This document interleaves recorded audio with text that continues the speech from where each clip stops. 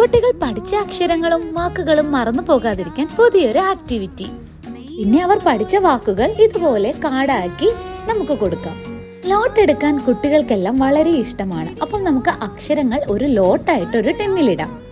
കുട്ടികളോട് ഓരോ അക്ഷരവും എടുക്കാൻ പറയുക. എന്നിട്ട് ആ അക്ഷരം തുടങ്ങുന്ന വാക്ക് കാർഡിൽ കണ്ടെത്താനും ആവശ്യപ്പെടുക.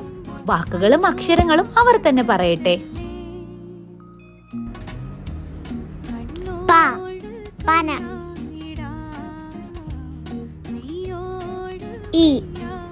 ഇല,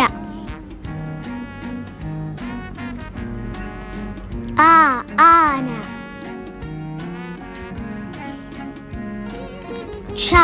ചായ. തെറ്റിയാലൊന്ന് ഹെൽപ്പ് ഒക്കെ ചെയ്യണേ.